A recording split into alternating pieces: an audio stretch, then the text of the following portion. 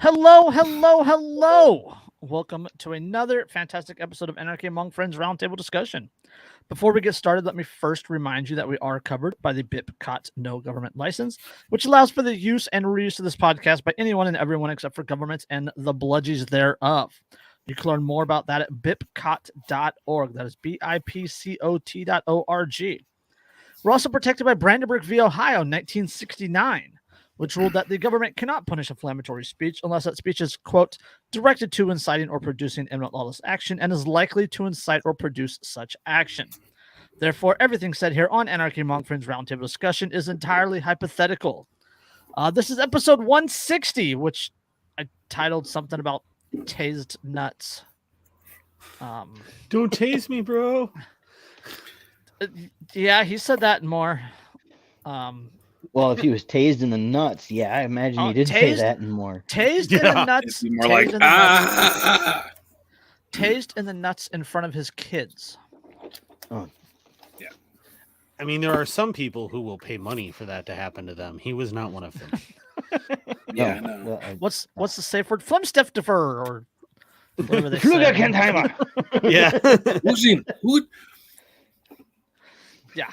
I mean, if you're gonna get tased, that would not be the place to do it, right? I mean, if I had a choice between getting tased in the balls or getting the Flugelkenheimer from Eurotrip, I think I might opt for the Flugelkenheimer.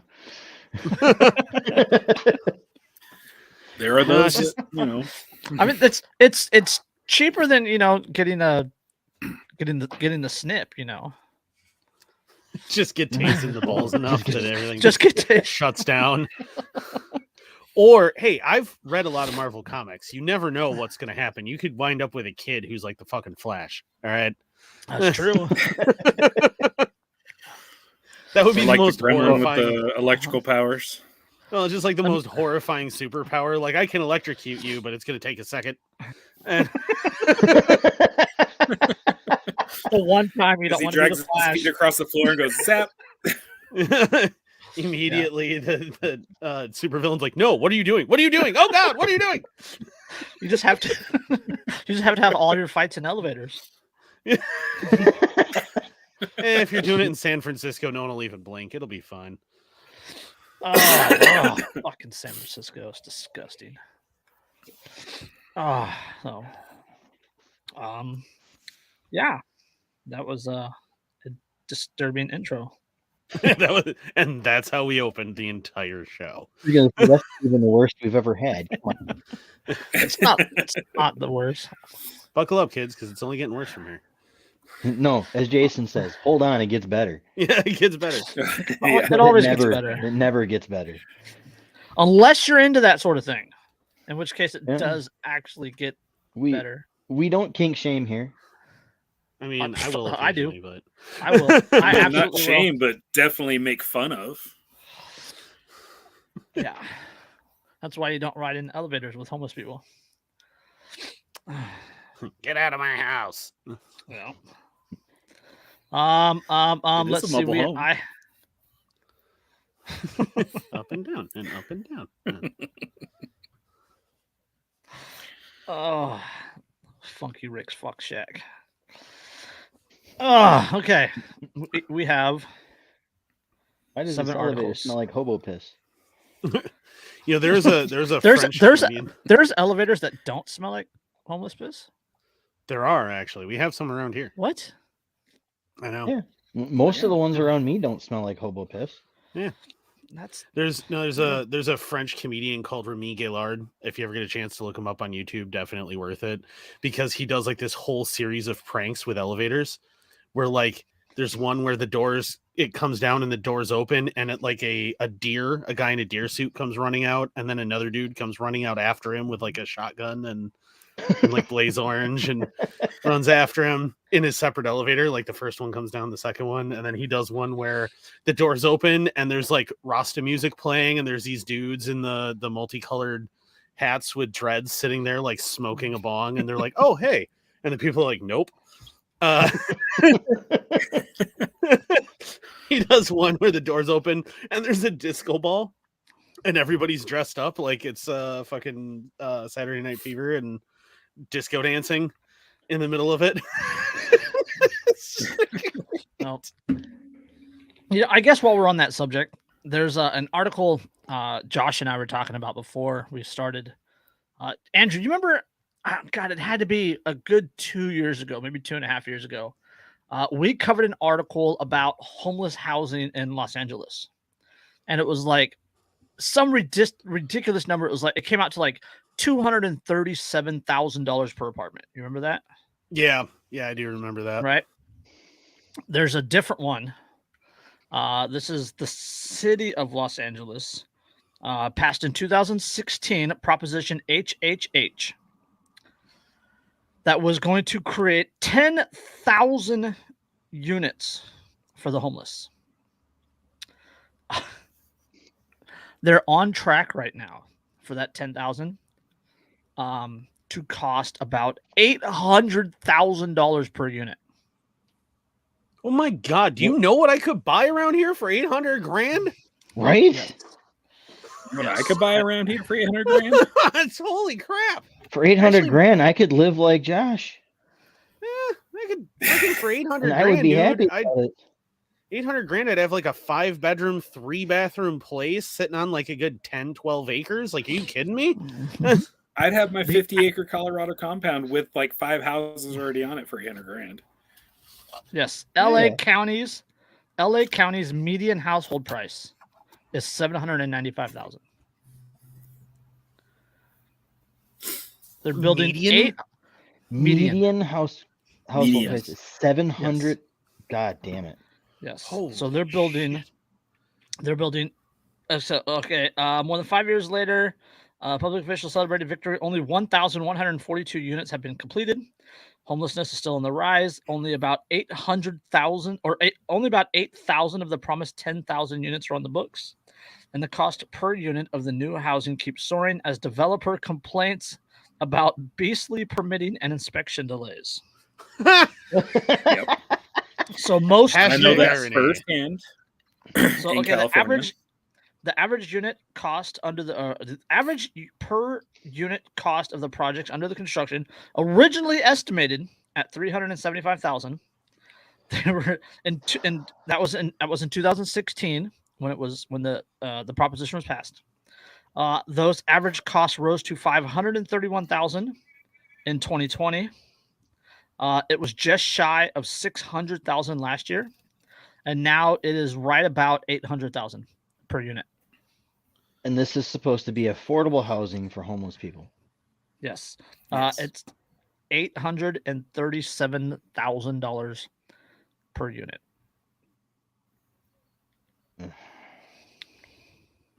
Mhm. And it's all because of the Inspection delays bureaucracy will of cause that. Los No. Angeles. Easily. Now here's the kicker. This was a No, proposition that Not was, just that was Los Angeles. passed. That's this everywhere. The state of comic Yeah, fauna. I know. So this was Yeah. a proposition HHH that was passed by a majority vote. 77% of the people approved this proposition, and now they're paying $800,000 per housing unit. And they're paying that much because of all of the regulations and stipulations and everything else that they also are the ones who Mhm. put on the construction. Right. There's another affordable housing, homeless housing that is being built in Solana Beach, which is just outside. I think it's in Ventura County. And those are topped out at about $1 million per unit. $1 million? Million. Jesus. So I just, out of curiosity, I looked up what the average cost of a house was in Milwaukee, our largest city in Wisconsin. $172,750. Yeah, but the average cost of housing in Milwaukee is that cheap because half the city's falling apart and the other half is, well, also falling apart. Yeah, but I mean, still, like, just to put that in perspective, here in lacrosse, There's no way to really put this into perspective. No. Like you just have to say, like, this is like the LA shut down several organizations that were building temporary plywood shelters on casters, right, at like $1,200 a piece or whatever it was. Right, these were charities building them. They had locks, they had a window. People, it had enough room for a person to live in, and they had wheels so they could move them, to empty lots or to wherever they were available. For like $1,200 or $1,400 or whatever it was. Like even counting for inflation and the cost of wood, right? You're still under $2,000 for that. But yeah. No, the government comes in and wants to build a $800,000 per unit for homeless housing. Well, yeah, that's all government does is make things as inefficient as possible. Yeah, there's an incident like that in Madison a few years ago where a big charity in Madison they bought a chunk of land that was just this vacant, formerly like industrial parking lot, and started building all these little tiny homes at a cost like $1,500 or $2,500 a piece, all the way down and like creating little streets and everything. And they were each one had a kitchenette. Yeah, each one had a kitchenette. Each one had its own plumbing. It was self-contained for up to two homeless people per unit, even if it was the city's response was to say, "Sorry, these aren't up to code," and bulldoze the whole thing. Mm-hmm. Yep. Yes. So I think we even covered that here. Yeah, we did, and we talked about it. Yeah. So that was something, I don't know, that got brought up. So, Jesus. But that's a good segue at how terrible government is at building things. I can't even wrap my head around $800,000 for affordable housing. A 2,000 square foot affordable It's housing. the same size as the place that I'm in. It's bigger. It's bigger than my apartment. And it's it's just slightly smaller than my house. You could literally buy this duplex and the double city lot it's on for like 4 times over for that. Yeah, probably. Yeah, the quarter acre, you could buy 1,700 square foot home I had in Hemet. I sold for $250,000. I had the property I live on is a half an acre lot, city lot, with a 3-bedroom house on it and 4-bedroom house on it, and I paid $150,000 for it. Yeah.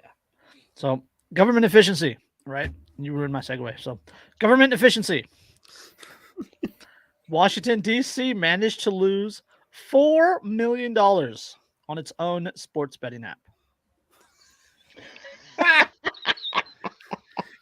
The house is supposed to win. It's a sure thing. Say, casinos generally, most people regard betting. Anyone who runs betting is you're basically just printing money. Only government could possibly still manage to lose their shirts on that. Government in California lost money on the pot business, for crying out loud. Yeah. Yeah. In gambling, the house always wins, unless that house is the Washington, D.C. government. Like a growing number of cities and states, Washington, D.C. allows sports betting. However, bets may only be made or only be placed within the confines of designated venues. That only means of the only means of placing a bet that is available district-wide is Gambet DC, a website and app run by the DC Lottery. Gambet is, quote, glitchy with lower payouts than privately run betting houses. And they still man, even with lower payouts, they still managed to lose $4 million. $4 million.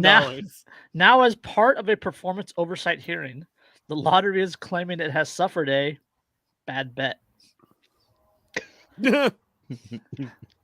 After the DC Council approved sports gambling in the district in 2018, it further authorized a single company to develop the Gambit DC app at a cost of $215 million over 5 years. In return, the district hopes to see annual tax revenues of $20 million from bets placed. Instead, the lottery admitted this week that the DC government only took in about $1.5 million from the app in 2021. In fact, after adjusting for the cost of advertising the app, the government actually lost more than $4 million last year. Companies like DraftKings and things. Efficiency. that come along and offer sports betting, they will make so much money so quickly it's ridiculous. Like they all of a sudden they're just rich as shit all at once overnight. Yep. Only one that the government tries to control is capable of losing money. Like that shouldn't actually be possible. You would think that, but then again, we are talking once again about government and their absolute inability to do anything efficiently. They've managed to like break the laws of economics for the worse. Like, how do you do that? Well, government is a violation of the natural laws of economics. Right. But like, Right. So, all right. How is this possible? More than just a glitchy interface, and beyond the decision to spend more than $6 million on advertising, the service was simply unreliable. During this year's Super Bowl, the app was down for iPhone and iPad users. In a city full of lefties who primarily use iPhone and iPads. Yep. Glorious. Yes. Glorious Fantastic. oh, But the best of all, the government to leave the actual infrastructure of gambling to private parties. In 2021, Gambit DC was hemorrhaging money. Capital One Arena's betting facility earned $1.8 million in tax revenue. So that the betting place actually earned more money than the app that you could use anywhere. I was going to say, so the place physical... you had to go to, yes, and make effort to go to, that still managed to make money, and an app. Was that also run by the DC government? No, that was a private facility, and that would be why. That would be why. And that's its first year open, right? Yeah. Yes, that was its first full year of operation, and it lost $4 million. Well, no, I'm saying the physical location. Yes. That was its first year. So this was their first year in general allowing sports betting in DC. Yeah. So that location, that's $1.8 million in profit, factoring in what it actually cost to build the facility and outfit it and set everything up and all of that overhead. It's still managed to bring in $1.8 million. Yeah. And the government took in 1.5 from the app. And people still want government in charge of things like healthcare and safety. Safety. That's a good segue, because underneath this article is a link to another article about Duncan Limp. Oh Lord. Yesterday, that was March 12th. All right, I'm ready. Was the 2-year anniversary of the murder of Duncan Limp. Today is the 2-year anniversary of the murder of Breonna Taylor. Yep. And I say murder. I didn't say killed. I said murder. Nope. They were murdered because they were both. Factual. They were both killed over victimless things. Yep. So, yeah, I just had to bring that up. Andrew changed his patch to "Hello, my name is Duncan Limp." Yep. That was fast. This one's normally on my vest. No, Andrew was tased in the balls, and now he's the Flash. And with that in mind, for both Duncan Limp and Breonna Taylor, pay special attention to Jason's microphone. Yes, keep your rifle by your side. But it's both of them. They were both chastised by a certain political affiliation. Right? People of a certain political ideology. The people that wave the "Don't Tread on Me" flags. The people that say "Land of the free." The people that say "Fuck around and find out." The people who also sit in their yards with a "Don't Tread on Me" flag and a thin blue line flag. Yeah. Or a "We Back the Badge" sign. Yeah. I mean, they weren't murderers. Duncan and Breonna, they weren't murderers. They didn't have any real victims. Nope. And yet you celebrate when they were killed. Yeah. Dude, did you see the one Breonna Taylor cop getting dragged on Twitter a couple of weeks ago? I did not. He commented on something. I don't remember. He was recently found. Wasn't he recently found not guilty by jury? Yeah, I think so. Yeah.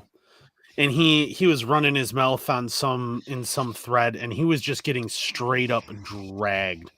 Good. And it was a Second Amendment post, and he was criticizing the Second Amendment. What a shock! Yeah, I know, right? Yeah, the Second Amendment, right to keep and bear arms, unless the people kicking in the door at 3 a.m. are police officers.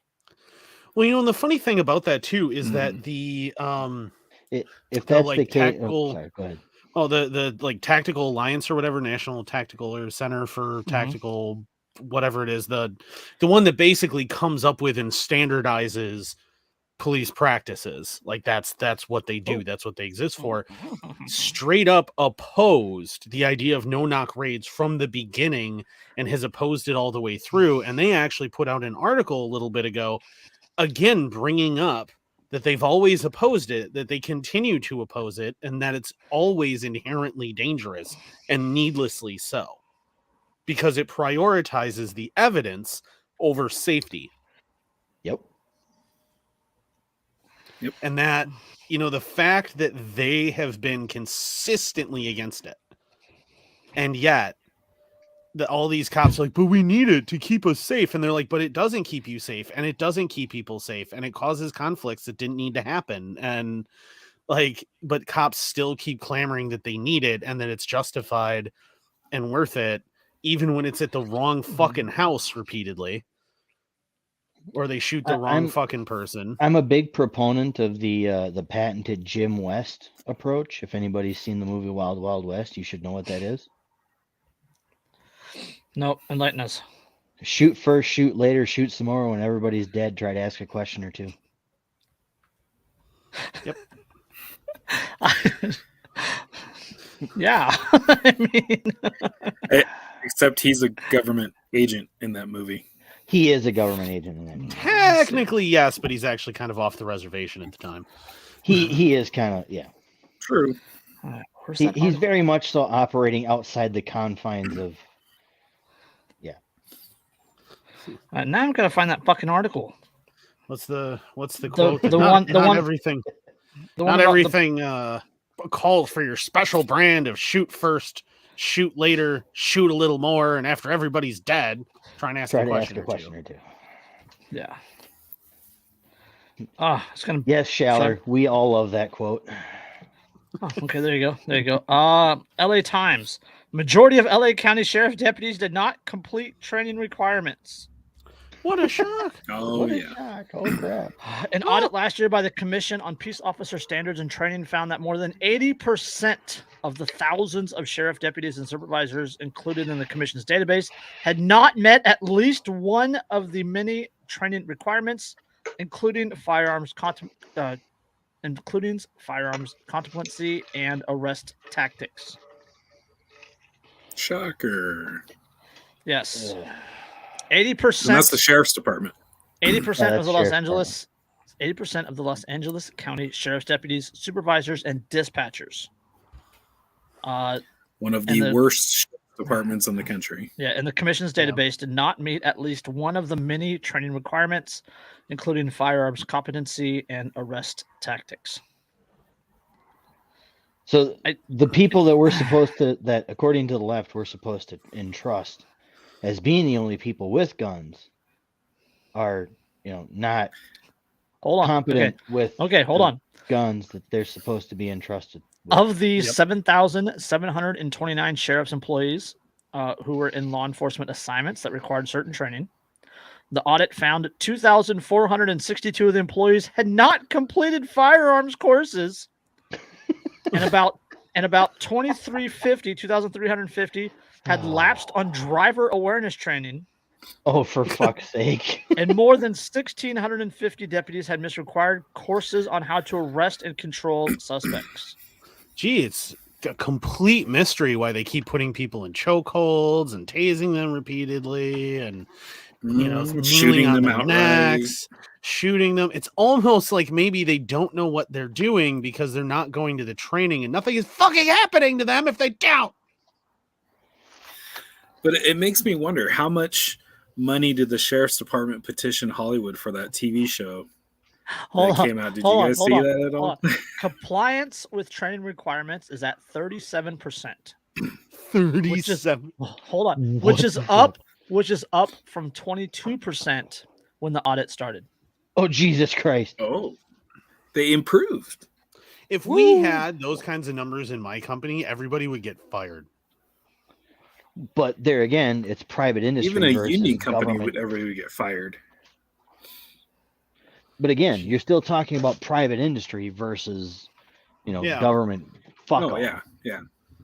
So, well, there was a study that came out years ago. I want to say it was like clear back. It was like at least 10 years ago that it came out from the FBI in conjunction with the DOJ's their Bureau of Crime Statistics, and it found that statistically, the average gangbanger and like suspect that police wind up in a firefight with have something like 4 to 5 times as much like range time with their firearms as the police do.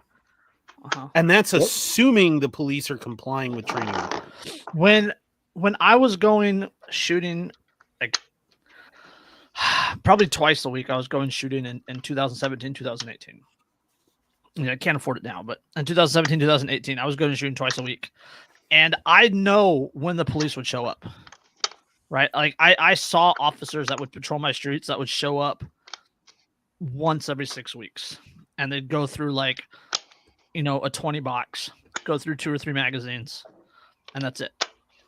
Yeah, and probably not even checking what their groupings are, not even they'd leave their targets up. Yeah. So they have no idea whether they were hitting the target. They don't know. Nothing. Nothing. No, it was just probably a box of ammo they had sitting around.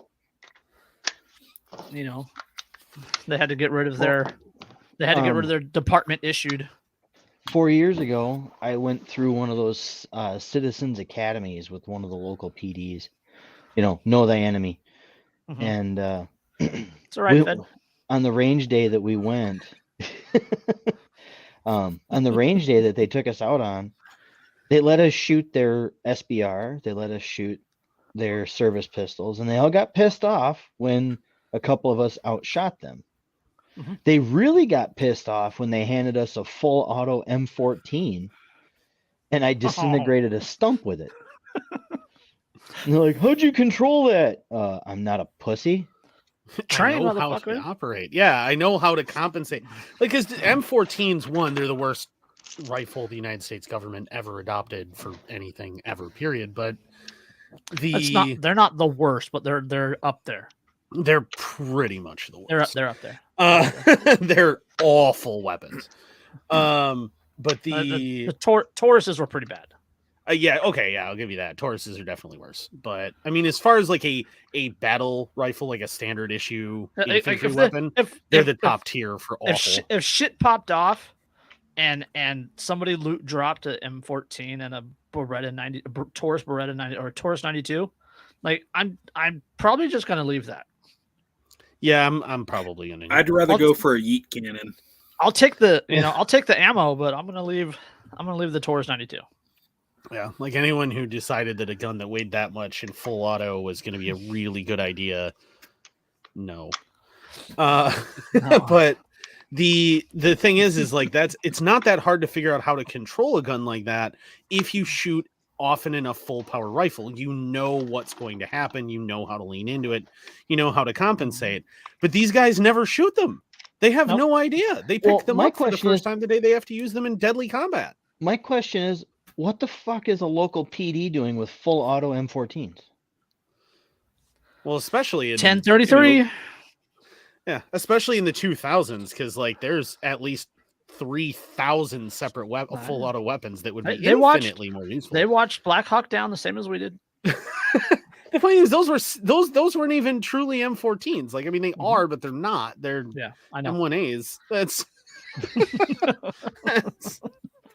It's just meg-fed, shortened. It's two world wars carryover. Yeah, more 2 world wars. But yeah, I just Oh yeah, that was my question to him too. After I got done shooting it, I'm like, why do you have these? Well, the federal government gave them to us. Yeah, okay. 1033. That's the So they 1033 program. And what do you do with them? Oh, we come out here and fuck around. That's Andrew and I have joked about, taking over a small town. There's lots of towns for sale. Just a small town that's for sale. Andrew's the new sheriff, fills out a 1033. Next thing you know, we have Humvees and APCs and a Bearcat. Twitter group pointed out there was a town for sale here in Colorado for like you think they have like a menu maybe, or like a catalog? Just a drop down catalog. Like, why do you need a movie with a Mark 19? Just don't worry about it. It's hostage situations. That's what they said. That's what they said here. It's for riot control. It's they have it's just for shooting gas canisters. That's it. Yeah, it's promise. Scouts honor. My local has a Bearcat with the armored turret, and they said it's for hostage situations. There's the New Orleans Police Department has I think it's a ferret. I think it might be a World War II ferret that has a 30 caliber machine gun. If we get a place on a river, we can get some tack boats too. Oh hell yeah. That'd be awesome. I want the Vietnam patrol boats, man. Like Vietnam patrol boat, blowing down the Mississippi with Fortunate Sun blaring with an M60 in your hand. Like, come on, dual 50 cals on the front, my deuce on the rear. Yeah, there's Asians on the bank that are just diving into the bushes. Get some. You just don't lead them as much. Yeah, we have a ton of Hmong around here, so that's actually even fun. Brandenburg v. Ohio, 1969. No, they're nice people. I was gonna say, and most of them are pretty cool too. I worked when I used in the same city as Andrew. We have Hmong farmers here up in Northern California that operate illegal pot grows, and they'll shoot at the cops and the farmers. Oh yeah, I believe it 100%. No, they Can you 1033 a helicopter? You can. You can actually. You can get a UH-60. Can we 1033 a C-130 for Ukrainian reasons? AC-130 is what I'd want. The Spectre. Yeah, if I could get my hands on a Spectre, man, like. Well, I mean, just not even necessarily a Spectre. You could probably 1033 an old AC-130 for if we can AC-141. If we can 1030, it's spooky, right? That's spooky from Vietnam. Yeah, if we can 1033 an AC-130, there's a lot of only dropped to once AK-12s laying around outside Kiev right now. At that point, I want a Chinook, and then we can just come in, land at the battlefield, grab everything, load it up, and I'm go. sure there's some Russian generals out there that are they're not happy about this, and they're looking to retire.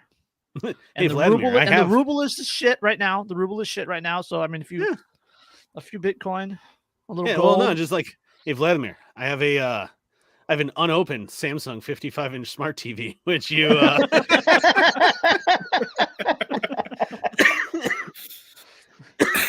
Smart TV, good internet access. That MBT you got sitting there, even up.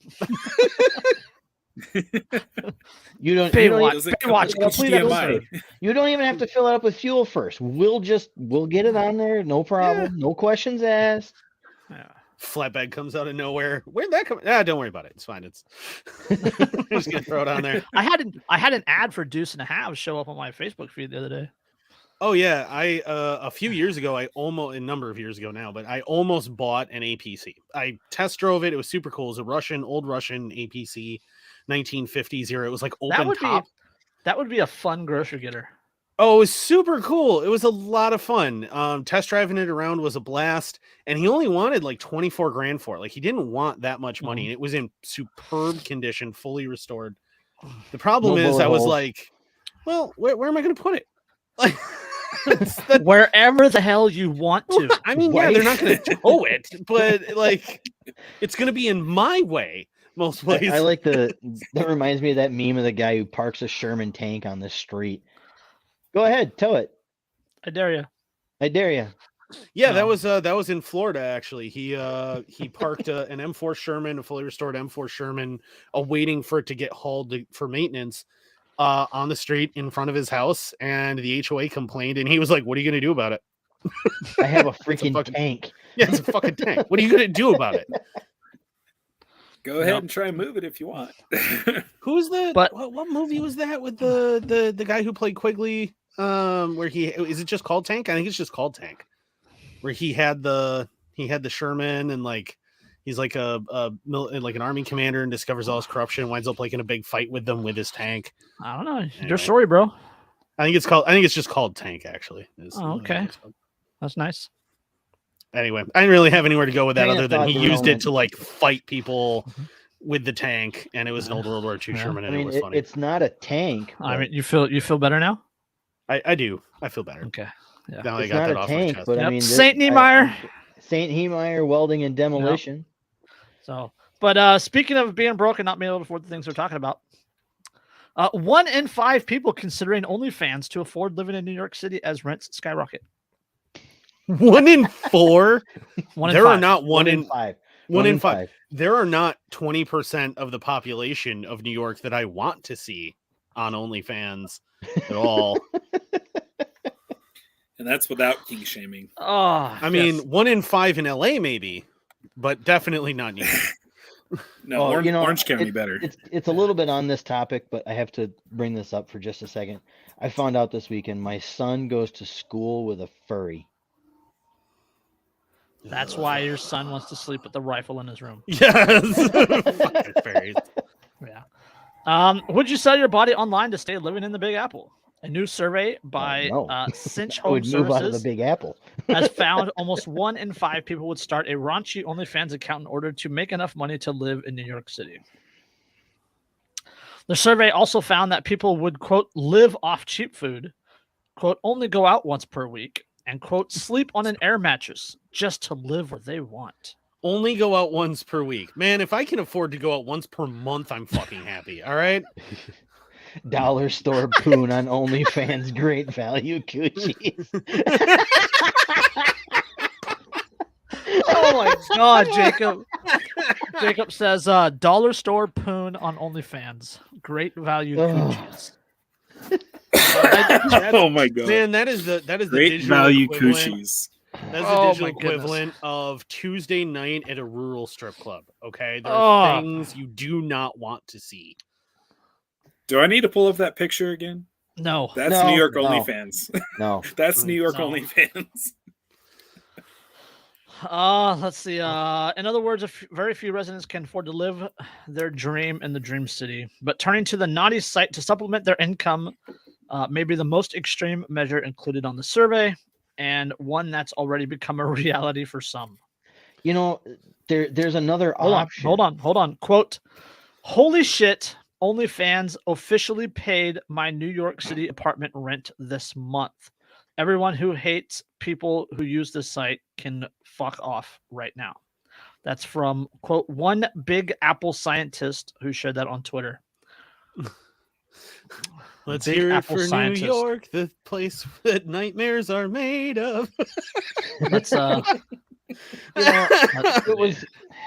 It was 6-8 months after 9/11 where we were out there in high school, and I can remember going to sleep in the hotel, and let's see. as you're sitting So there, all this you hear is bang, bang, she bang, is bang, bang. she is this is according to the Twitter account Dr. P, saucy scientist according to the NYP, that'd be the New York Post. She is a senior research scientist of HIV prevention, social psychologist That in is training. ironic. Okay, what's her name on here? Hang on, I'm going to look it up right now. Dr. P, like just the letter P. Dr. P, yes. Her @ is Dr_DVONP. Dr_DVONP. She does not have her stuff linked. So She doesn't even pull up on a search. On Twitter or OnlyFans? OnlyFans. Oh no, he's talking about her Twitter handle. On Twitter, Oh, her yeah. Twitter handle. Well, hang on a second. So she doesn't pull up on Twitter? No, that was her Twitter. I was just on it. Hang on. I'm just super curious. I gotta know.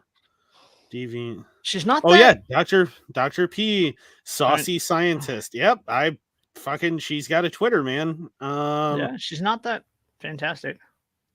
Nope, but just putting it out there. Out of pure curiosity, I had to look it up. So wow, that's that is a real thing. Yeah, this and is definitely in the 12 month span. Guys. Yeah, in 12-month span, starting in January of last year, rents in the city have risen 33%, which is almost double the national average. Well, the city was like 4 times the national average in terms of expensiveness anyway. Yes. Yeah, it was already quite expensive. The fuck did they think was going to happen? Well, I mean, when you have people bailing the city, I mean, like literally bailing the city, moving out of the city when you locked everything down and people couldn't afford shit. And now you have large vacancies. Like you have large mortgages too. People are freaking out and charging more. But she noticed that she was quoted in the article.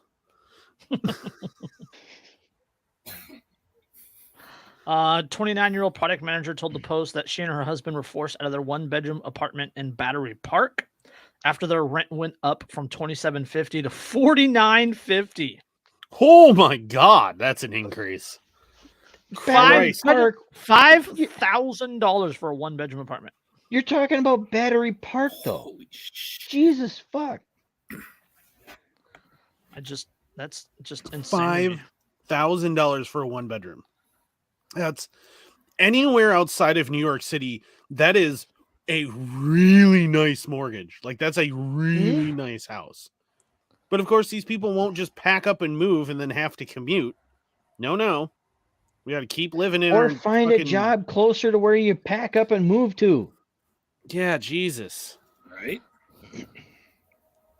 It's just fucking. Oh my God, people are. And the 1-bedroom apartment's like smaller than the RV I'm in right now. Those things are insane. Most of those 1-bedroom apartments are smaller than the 1980s RV that my buddy's dad just bought. Well, even what we talked about before about the other place that you were staying at in the RV, right? They raised the rates to like $83 a day or something, right? Even or for 4 weeks, right? 28 days. Even at like 28 days is over $2,000. Yeah, well, even at $83 a day that we were talking about, that's still like $2,400, right? That's half of what they were paying for the 1-bedroom apartment. That is obscene. So you're gonna have to just have a really impressive OnlyFans in order to. Yeah, you're gonna have to hit like the top earners. Like, what they tier it, don't they? With like the top like 1%, 10%, 5%, whatever. Something like that. You're gonna have to be way up there. Good Lord. Oh. That is ridiculous, man. I've been considering setting up an OnlyFans that's just me ranting about historical shit for like an hour at a clip, and like it'll be like $5 a month for a subscription, so I can pay for ammo. So like, it's just OnlyFans. I'd pay you $5 a month not to produce that. No, it's $10 a month not to do it. It's just Andrew brushing his beard, adding oil. Just my morning care routine every morning. Yeah, just set up a camera. In I'll set up an OnlyFans, and it'll be $10 a month for me to keep my clothes on. It's Andrew's OnlyFans is just it's like a split screen, and like it's on one screen it's just him taking care of his beard, and the other screen is just his feet. Man, nobody wants to see my hobbit. No, feet, right? Hobbit foot. No. Yeah, well, no, I mean, there are people feet. that'll pay for that, but well, yeah, probably fucking weirdos. Damn it, Rex Ryan.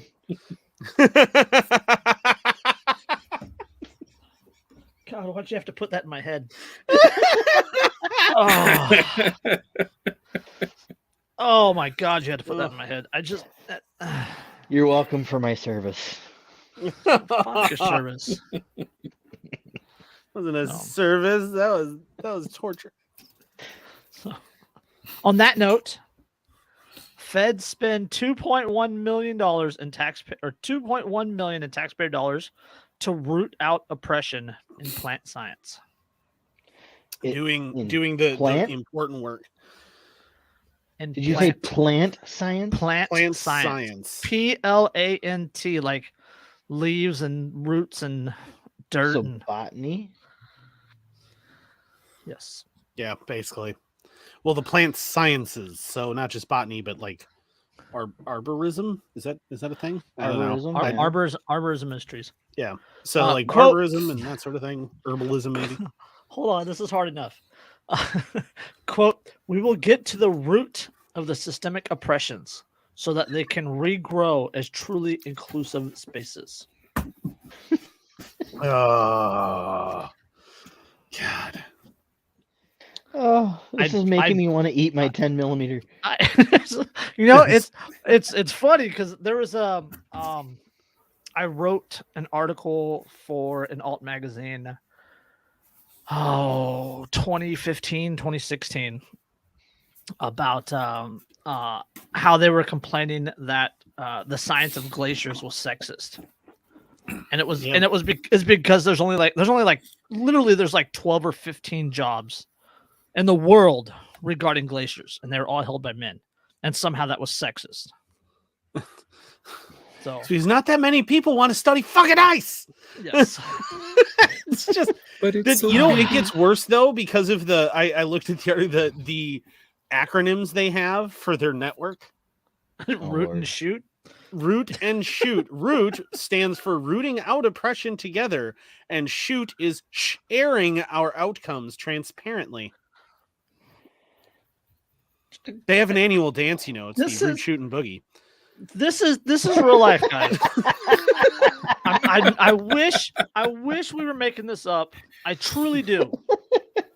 But this is real. The federal government has allocated $2.14 million to root out oppression in plant sizes. The National Science Foundation's Directorate for Biological Sciences recently awarded $2.14 million to the American Society of Plant Biologists for the development of a multi-organization research coordination network called Root and Shoot. Root stands for rooting out oppression together, and Shoot stands for sharing our outcomes transparently. Hold on. Okay, this is the all right. Deep breath. Quote, the demographic distribution of scientists, especially those in position of authority, does not reflect that of the U.S. population. The award's abstract states. Quote, some of the causes of this disparity are known, such as the lack of role models and the tendency for people to look within their own circles when they recruit, appoint, and promote. This award will provide resources, training, opportunities, and structures that allow participating plant science and affiliated organizations to change that construct. Anybody feeling? Yes, I was gonna say anybody feeling like Farnsworth right now. Yeah, I don't want to live on this planet anymore. Yeah, hold on. They're trying to affirmative action science. Yeah, well, they've been trying to do that kind of shit for years. It's like, they call a person. You know what they call a person? Hold on. You know what they call a person that graduates with a D in medical school? Doctor. Yeah. Yep. I was going to say that these students don't make good doctors. They still call them doctor, but it doesn't mean they're a good doctor. They're trying to do this to science. No, the people that graduate from medical school with a D end up going to like Venezuela to be a doctor down there. These are the same people that say follow the science. Yeah, I love the letter. They state that it, quote, recognizes culture change in the biological sciences as an urgent priority and is committed to supporting efforts that use evidence-based practices to remove barriers for individuals historically excluded from science. No one's fucking excluded from science except dumb people. It's like there's that line in Armageddon where like the really smart scientist guy working for NASA goes, "Oh yeah, I know the science. I know the president's scientific advisors, and you don't want to listen to C- in astrophysics." Yeah, Yeah. right. Yeah, Sure, he's still a scientist. Yeah, he works for government. That doesn't make him smart. Nope. Although to be fair, one of my favorite lines in Armageddon is Bruce Willis pulling the pedal out of the armadillo, going, "What is this? A plastic ice cream scoop? Would that cost you about $1,200?" It's like Biden's pick to lead the EPA has been rejected by the courts because he has no background in science or biology or environmentalism. What a shock. No scientific background whatsoever. Was probably another affirmative action hire, just like his VP. Oh, his VP was hired because of action, but I don't think it was affirmative. Yeah. It's the kind of action you can find on OnlyFans. Well, I mean, nobody wants to see that kind of action on OnlyFans. I'm just saying. It's a different kind of affirmative because, we're affirmative that she did something. I mean, I'm willing to bet that she actually served Jill Biden, not Joe Biden, because Joe Biden wouldn't have known what the fuck was going on. No, his handlers. Who are you? He would have said something racist and like run for the hills, you know. You're supposed to be we on the bus. Get a new servant. Unless he's got an age kink.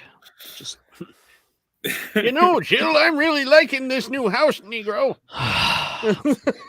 Oh God! And now we're getting kicked off of YouTube. We're gonna get kicked off of everything, and we're That's gonna a direct deserve it. quote from Joe Biden. I swear to God, you can look it up. Colorized 19. Andrew said that in support as the Azov Battalion, right? That's what not. it is. No. Yes, you did because those Nazis. praising the Azov Battalion is legal according to that's right. That's allowed now. We're allowed to support. You're allowed to support actual Nazis. You're also, according to Facebook, you're also allowed to call for violence against as long as it's Russians. Against Russia.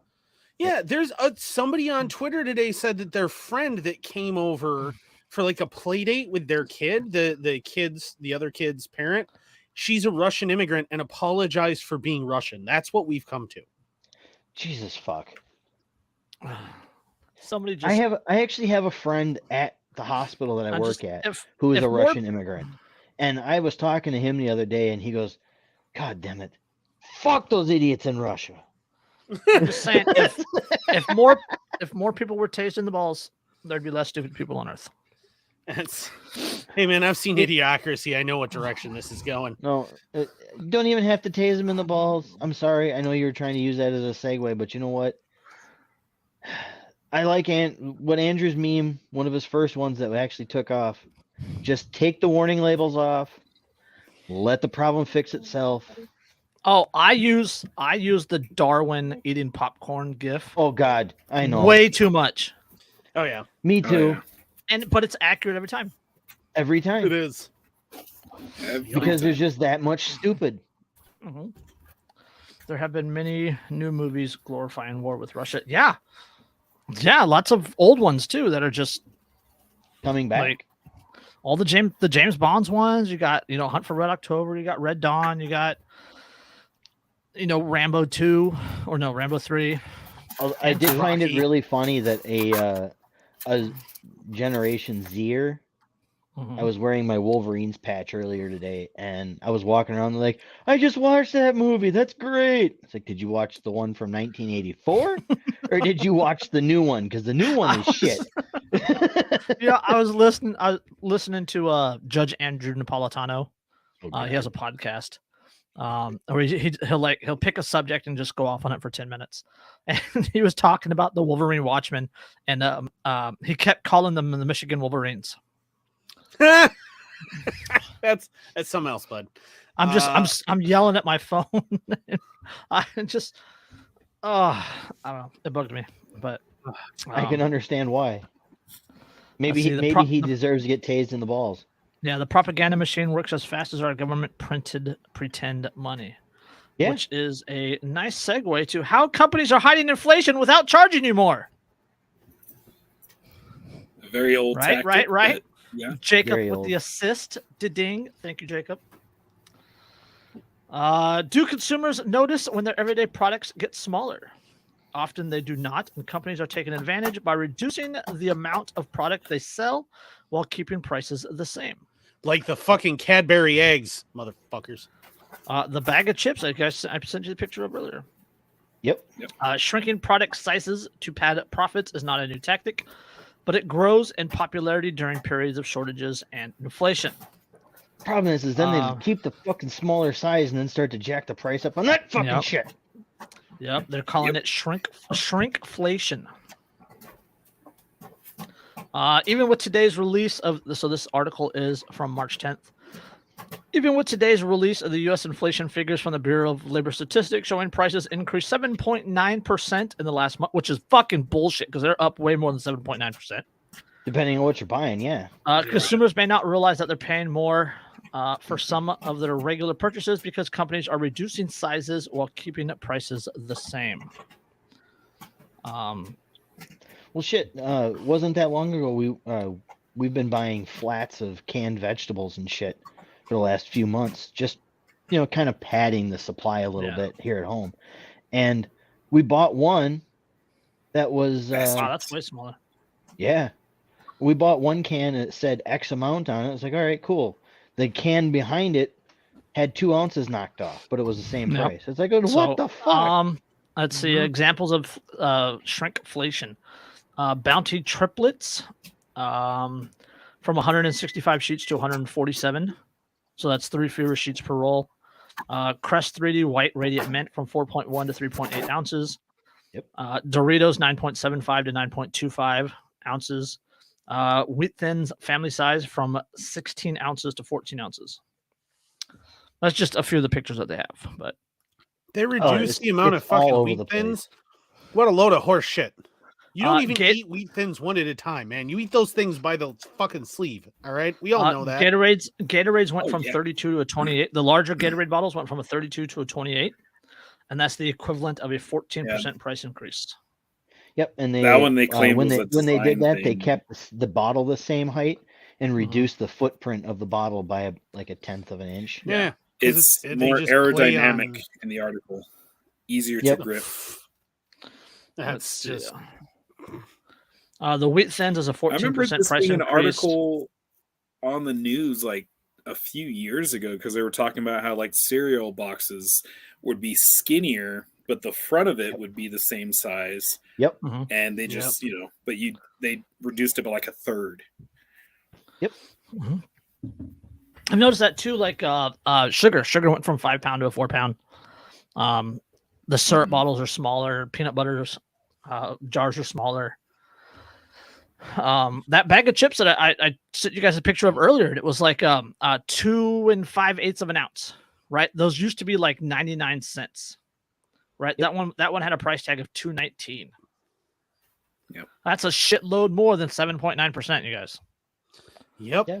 And it's a combination of the fact that they shut down the economy for 2 fucking years. And we missed out on a ton of production. Well, and not only that, and then they decided to print fucking 80% of all dollars that have ever been printed. Yeah, so you shut down the economy, so you cause supply shortages. You also devalue the money simultaneously. And then now with the shit with Ukraine, you're effectively forcing the US dollar into a secondary currency instead of the world's primary currency. And not only the Federal Reserve Chairman has come out and said that there's room for more than one reserve currency. Oh, I saw that. Oh, God damn, I saw that shit the other day. Hold It's on, like, are you hold on. fucking... He said this at the same conference or the same press thing where they're talking about raising the inflation rate or raising the interest rate.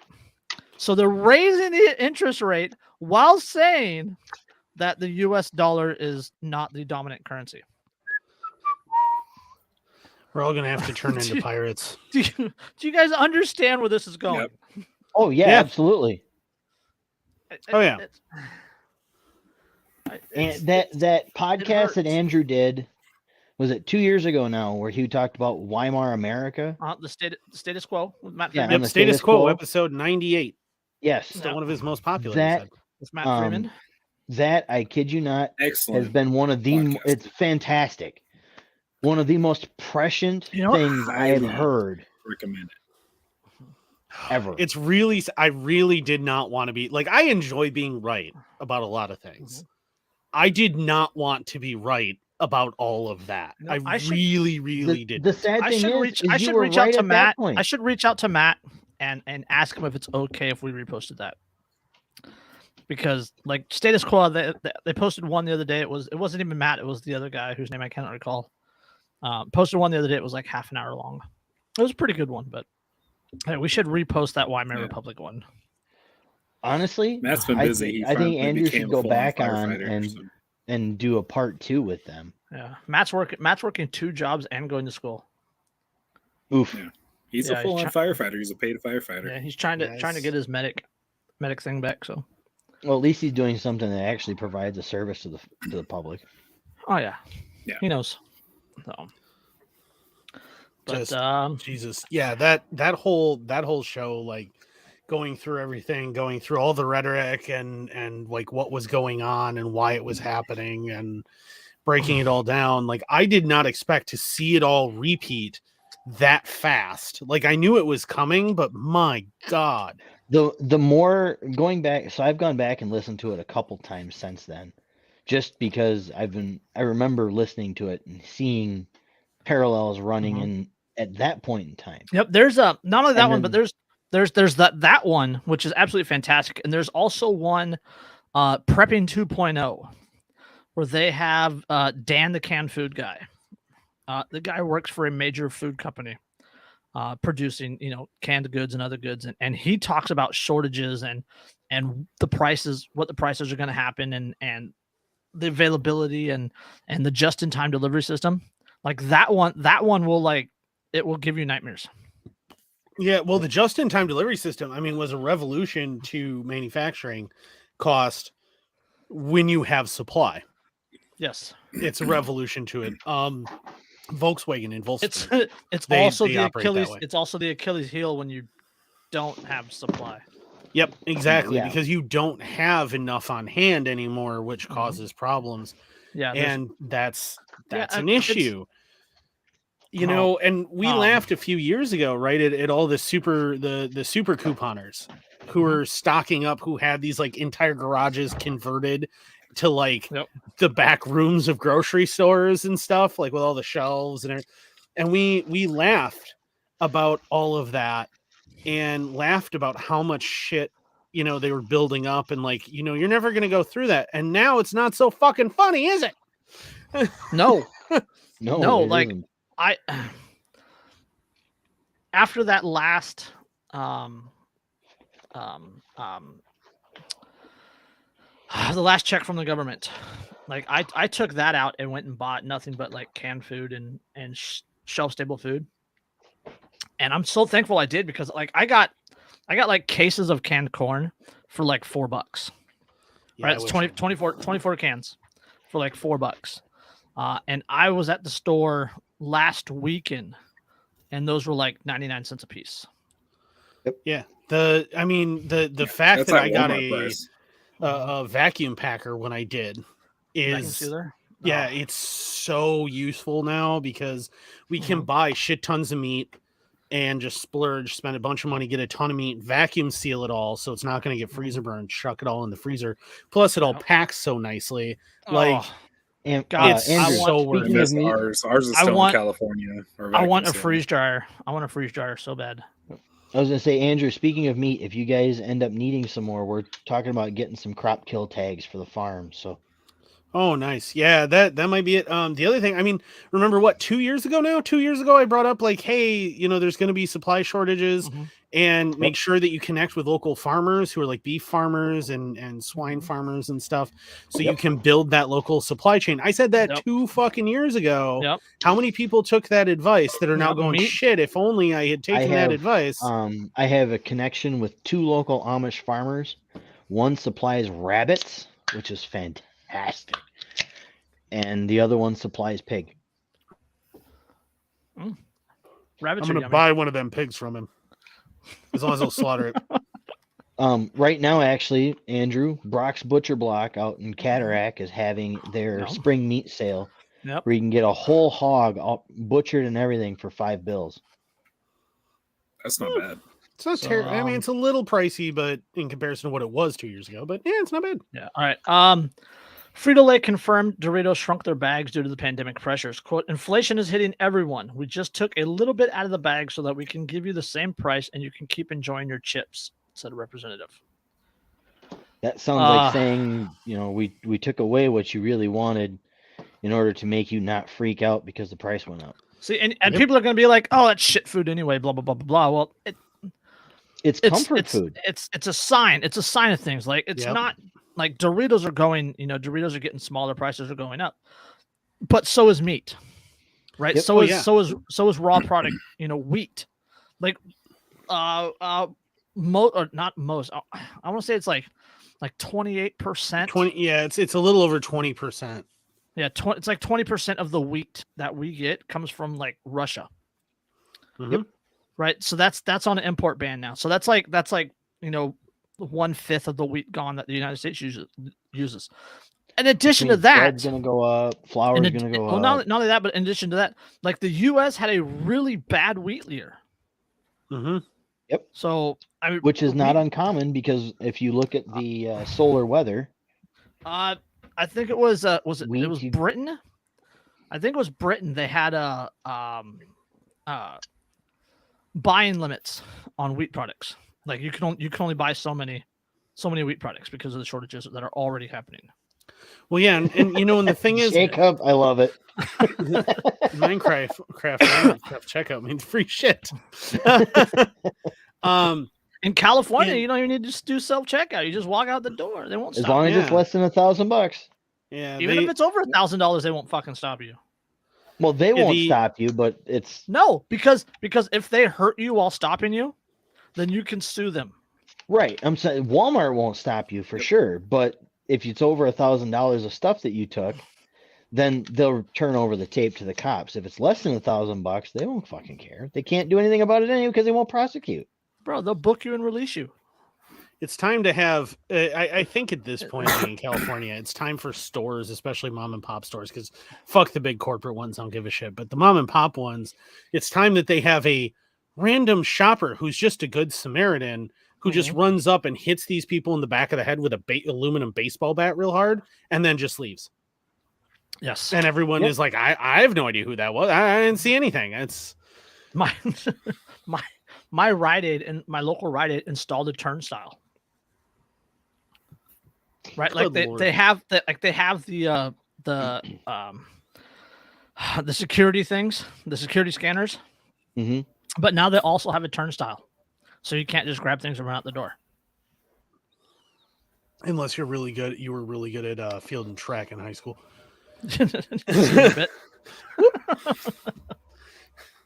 Hey man, that's how I rode the New York Metro, allegedly. I was gonna say you say that, but I know there was one place here, even here in Wisconsin, a local pharmacy where they put in a revolving door because people were walking out with over-the-counter medications. Mm-hmm. So now, if anybody goes in and out of that door, and they think they have something, they just push a button and it locks traps them in there. Yep, until you the ain't police going show anywhere, bud. Yeah, but you know what? Where we're getting to now, we're getting to this point. Like, think about how desperate people are already getting. Like, because I run a cash business, Yep. Right. We're all cash. Yeah, I was thinking about you the other day about that. Yeah, I was warned. We had an incident the other day, and that dude was truly nuts. Like, he showed up with a car with a Minnesota license plate and wanted a title loan on a pair of titles, neither of which were in his name, both of which were Iowa vehicles. He had a Wisconsin driver's license. So, and then when he got told, like, fuck you, no, he like threatened to shoot himself in the story. It was a long thing, but when the cops showed up, it was fun. When the cops showed up, they told us in La Crosse, and keep in mind, La Crosse is only a city of about 60K, right around 60,000 people. It's not a very big city or anything. We have had, and this was about a week and a half ago, we had, he said 6 robberies in the city, armed robberies in the past week. He said that 2 of the other short-term lenders in town had been robbed in the past 2 months, and straight up said, like, do you guys have guns here? Do you have knives? You might want to think about it. People are getting really desperate. We have a security door, so like, you can't just walk in. You have to ring a doorbell, and then I can see you on a camera, and I check you over before I let you in. So we have that protection. But if somebody's got a gun tucked in to their waistband or something, and they walk in, I'm not going to see that until they're in there. And by that point, it's too late. Like, that's less than a robbery a day. You're already paying out taxation. That's true. All right, not wrong. Yeah, that's technically true. But I mean, like, I'm stupid.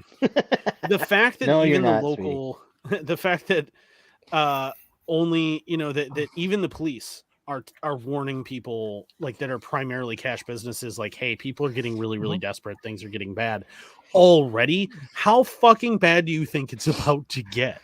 Well, not only that, but everybody knows that I work in healthcare. Like, everybody that is a regular listener here knows that I work in healthcare. They are actively looking at rescinding their employee weapons policies altogether because of a handful of incidents that have happened over the last couple of weeks. Yeah, and that's not a cash only business like Andrew works in. That's health care. Yeah, my doctor's office now has armed security. No, and it's going to get worse, and it's going to get, like we talked about before. Like, people aren't going to revolt until they get hungry. Yeah. Right. So what you're going to have is once inflation reaches a point, and it's going to reach that point. There's no doubt in my mind it's going to reach that point. That people aren't going to be able to afford food. Yeah, I remember us talking about how prescient the fucking Running Man was 20 years ago. Talking about that. Well, and with the price of fuel the way it is right now, people are cutting back on their grocery budgets because they have to be able to afford to get to work in order to try to buy food in the first fucking place. And that's not going to get any better. Granted, I was surprised when I filled up the car today that gas went down 15 cents, but I fully expect to wake up tomorrow morning and find it jumped right back up where it was. Let's see. I'll check mine right now on Gas Buddy. It's $3.94.9 right here. Let's see. For your low end stuff that you get to buy. My AM/PM, that's my Arco AM/PM on Hillcrest, is $5.35 for regular as of 47 minutes ago. Well, Andrew, not all of us are dumb and decide to modify our vehicles. Hey, you know what? See, Andrew, when there's a giant snowstorm and I can continue to drive and everyone else is stuck. Andrew, you run premium, right? My truck runs on regular. Yeah. I can get through the giant snowstorm too.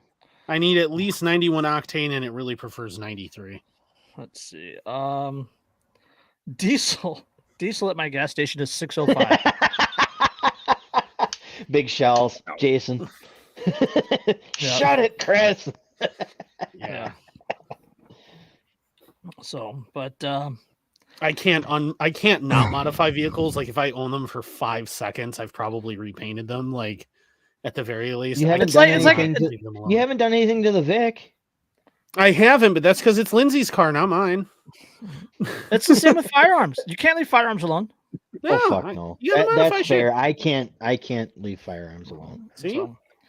And prices inflation is like getting tased in the nuts, isn't it? You guys, something segue. Something like that, yeah. Yeah, it kind of feels like that. Something segue, something. I tell you what, filling my truck with gas right now feels like I'm being tased in the nuts. At least I wish that they would like lube up before they shove it in. I will agree. I will share that one. Life is too short to live stock. Amen. I'm also too poor to not live stock. Well, tase yourself in the nuts and you won't have any more kids. I don't want any more kids. I have 4. I don't need any more. Get the taser. No immunity for officer accused of shooting man in genitals with taser. Fucking good. Good. Yes. Oh, this is just what. A jury must decide if a former Arizona police officer used excessive force when he shot a man in the testicles with a taser as his 2 minor children stood by watching and crying. A federal judge ruled in court in a court order unsealed Wednesday. Johnny Wheatcroft and his family sued the city of Glendale, then Officer Matthew Schneider, and 2 other officers in 2018, claiming Schneider repeatedly used a taser on Wheatcroft after he was handcuffed and detained following a traffic stop. Wheatcroft spent months in jail for resisting arrest before charges were dismissed. Body cam video shows the officers approach Wheatcroft's video at a Motel 6 parking lot just after dusk on July 26, 2017. Schneider asked Westcroft and his wife, who was driving, to hand over their ID. The officer said the car failed to use a turn signal when entering the parking lot. He didn't use a fucking turn signal and wound up getting arrested and tased. In the balls. Wheatcroft, a passenger, told the officer and he was did the nothing passenger. wrong. Yeah, passenger told the officer he did nothing wrong and refused to provide ID. Schneider then said he would take Wheatcroft to the police station. Schneider accused Wheatcroft of stuffing something between the car seats or in a bag by his feet, which Wheatcroft denied. Schneider then opened the passenger door, placed his taser against Wheatcroft's shoulder, and told Schneider to relax his arm and stop tensing up. You're holding a fucking taser to my arm. I'm gonna tense the fuck up. Are you fucking kidding me? Oh, this gets better. Instead of tasing me in the balls, fucking lick them, piggy. Pigs bite, man. You don't want that. According to Wheatcroft, unless that's your kink, that's fine. No judgment. Hey. I like it when the wife nibbles a little here and there. I don't want to know that. According to Wheatcroft's lawsuit, Schneider used his taser on Wheatcroft 11 times. Body camera video shows Wheatcroft lying face down on the pavement with his shorts pulled down while Schneider deploys his taser in an area that appears to be close to Wheatcroft's genitals. The man's children can be seen and heard crying and screaming, "No, Daddy." The Glendale Police Department suspended Schneider for 3 days following an internal investigation of the incident. I'll bet you it was fucking paid too. Yes. Probably. This past summer, the Arizona Attorney General's office charged Schneider, who retired from the force in 2020, with 3 criminal counts of aggravated assault. The Maricopa County Attorney's Office previously declined to press charges against the officer. The case was reportedly opened in 2020 after police body camera video was released in 2019. So this happened in 2017. Body camera video was finally released in 2019. And in 2020, the government's like, okay, yeah, you're going to face charges. And then he cried qualified immunity. Then he cried qualified immunity. And the court said, no, bro, you tased a guy in the balls. I remember. Did we not talk about this? I feel like we talked about this one. We did. Yeah, we did once upon a time. We did when the video was released. Yep. Yeah.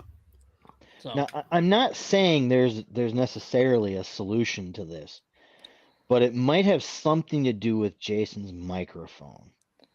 Yes. Oh, sorry, mine's back. I need to turn it the other way to match the microphone. Hang on. No, it was right the other way, you dummy. Let's see. Oh yeah, it was okay. Let's see. He's a grunt. Cut him some slack.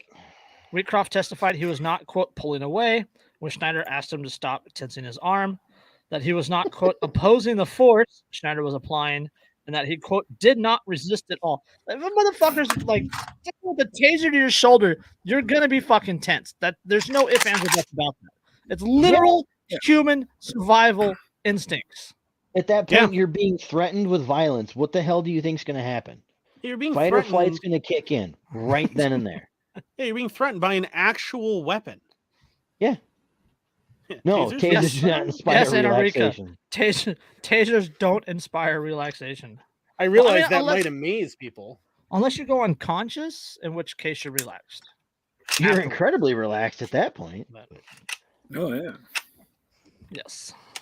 Like I said, I'm not saying that there's a solution, but there's a solution. Hold on. This is the part that gets me. Oh fuck. Sorry.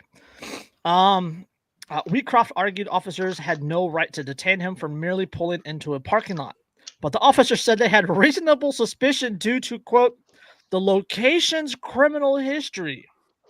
What the fuck? Are you fucking me in the ass right now? No, they did that to him. The judge found those factors supported a reasonable suspicion to detain Wheatcroft. Due to the location that he turned into his criminal history, supposedly. Into a motel, a seedy motel, and therefore that's probable cause. The judge also concluded that officers had sufficient cause to arrest Wheatcroft because he, quote, tensed up and resisted when they arrived to remove him, or when they tried to remove him from the vehicle. He's got a fucking taser in his shoulder. He's gonna tense the fuck up.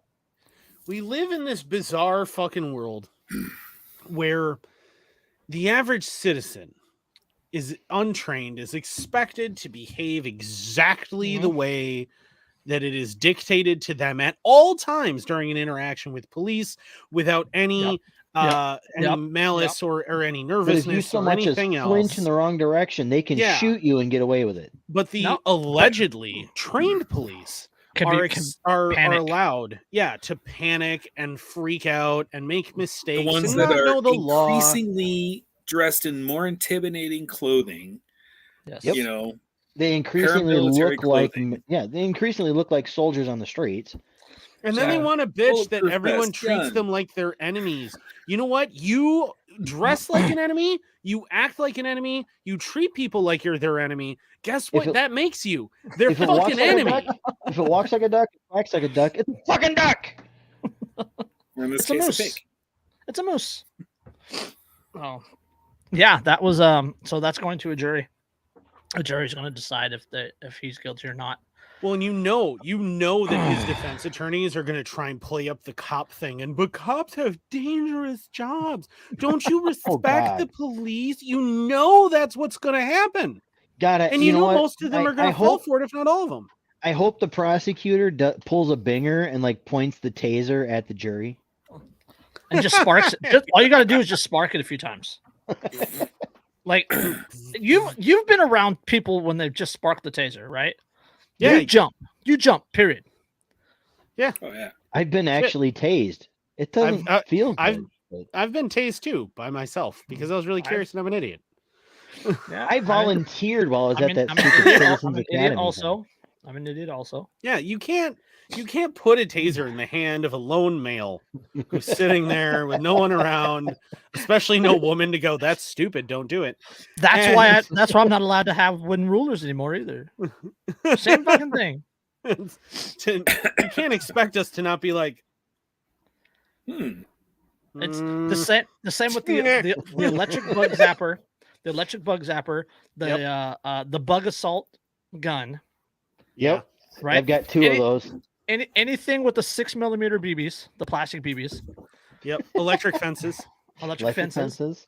Yeah. Yep. There's the bug assault right there. He's got a bug assault right there.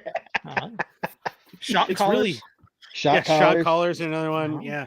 You can't leave those in the hands of men and expect them to not do really stupid shit. I have a cat of nine tails. I just saying. I wonder how much this. There is a reason why women live longer.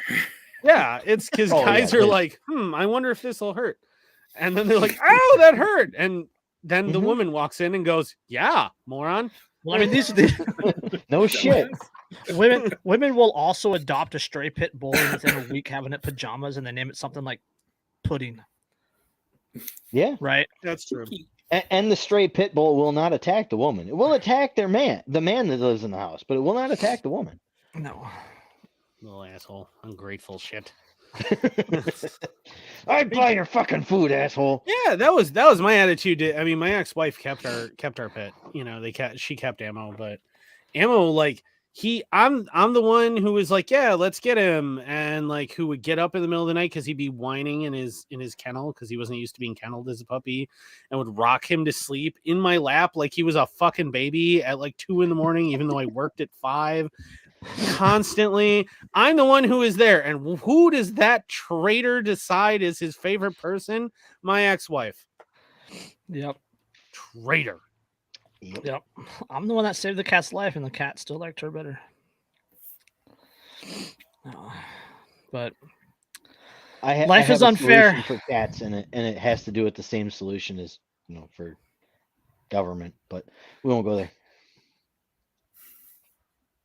Speaking of government, well, is this really a government? I think it's technically government. Second Life, the long-lived online metaverse that still attracts nearly 1 million monthly users, has announced it will start charging U.S. users local sales tax on many of the in-game purchases for the first time since launch in 2003. That could be a significant drag on the online universe's robust in-game economy and served as a warning to other metaverse efforts hoping to sell virtual goods to U.S. residents. What will the fat 20-year-olds who have never worked a day in their life with their wispy facial hair do now? Hold on. In announcing the move Monday, the Second Life developer Poor Linden neckbeards. Labs cited the 2018 Supreme Court decision of South Dakota v. Wayfair. The decision established that states and localities could charge sales tax, even for products sold by online companies that don't have a physical presence in the state. Wasn't Wayfair the company that got caught trafficking kids through their online sales? That was all fake, but that was the brouhaha about it. Yeah. Following the decision, the Linden Labs says it has, quote, done our best to shield our residents from these taxes as long as possible, but we are no longer able to absorb them. As such, starting March 31st, that is 2 weeks from now, Second Life users will be billed for local taxes on reoccurring billings such as subscriptions and land fees. Linden Lab will continue to absorb any taxes charged in one-time purchases like name changes of purchases of LS in-game currency, but those costs can be passed on at users, quote, at some point in the future. So if I ever open up an online store, apparently you can going to do business in is my own. Apparently you can own virtual businesses in this game, in this metaverse, and sell in-game products. So now they're taxing the in-game businesses and taxing people reoccurring fees. This sounds like some serious purchases. Matrix or Surrogate shit. No, you know what's going through my head is Ready Player One. Yes, yeah. Ready Player One. This is Ready Player One. That's what this is. And I mean, I just want to reinforce here, everything involved is imaginary. Imaginary. Yes. There's no physical thing that you purchase. This is all imaginary. These people are dealing with imaginary things and properties. You own a 35-acre farmette in the game, so we're going to charge you sales tax on buying the 30 your sale of the virtual wheat. Virtual wheat and you go to the virtual farmers market. You get to charge everybody 5.5% if you're from Wisconsin. Virtual sales tax or actual sales tax on virtual food. Do you get taxed on the income for virtual proctology? I am being fuck you up the ass twice. Oh, please just tase me in the nuts. I would rather be tased in the nuts. This is just, I mean, bring on the Flugelkentheimer. I'm a huge fan of cyberpunk, right? Like I always have been. Like the cyberpunk dystopian future thing. I'm a pretty big fan of it. Yeah, a technocracy and technocrat and yeah, and like all that stuff. And I'm a bit of a transhumanist, and and I like the idea of modifying the human body and stuff. But this is like actually making that all real. And while I like that in fiction, like I never actually wanted to live in it. And I mean, they're taxing virtual. Okay, because you have to purchase the currency, right, or earn the currency. So they're going to tax your purchases of the virtual currency, and then tax the virtual product that you buy with the virtual currency. They are effectively rendering, by doing this, they are effectively the US government, because of that Supreme Court law, they are effectively rendering virtual currency to be real currency. Yes. Yep. And virtual work to be real work. Yes. Which doesn't that fly in the face of the whole company store bullshit? Hey, as we talked about earlier, as we talked about before, the Fed chairman said there's for more one national currency. Is the fucking you know what's gonna be? You know what the next one's gonna be? It's gonna be fucking simoleons. All right, it's gonna be from The Sims, and it's gonna be fucking simoleons. Well, you remember when Venezuela first started falling, and they were talking about the currency, and we actually covered it, where the currency in Warcraft was worth more than the Venezuelan bolívar. Yep. So. And then wasn't it not very long after that? We're just like, oh, we'll just cut zeros off of the bills, and they cut 4 zeros off of the prices because the point of sale machines will only work 9 digits. Twice. They've had to do that twice. Yeah. So. Which means 8 zeros. They have had to cut 8 zeros off of the end of the prices, so that electronic point of sale machines can handle the numbers. Yes. Yep. And we are headed in that direction. Just say our ship is sinking that way. Yeah. Oh, but don't worry. Those of us who say invest in gold, silver, precious metals, we're crazy. Is this a sign of like the World Wide Web 3? Well, yeah. I mean, this is the sign, the Internet of Everything. I forget what futurist had brought up the Internet of Things, the Internet of Everything, about 25 years ago. I'm a big fan of his. My problem.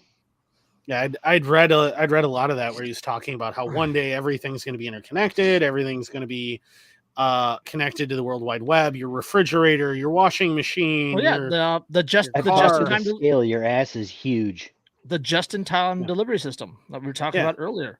That's dependent on the internet with reordering. My furnace filter is Bluetooth enabled. Okay, that's so weird. We've reached that point. We're at the point where you walk up to the refrigerator and you go, "Refrigerator, open, please." No, I've talked to the scale. Your ass is huge. They have the refrigerators that are internet connected.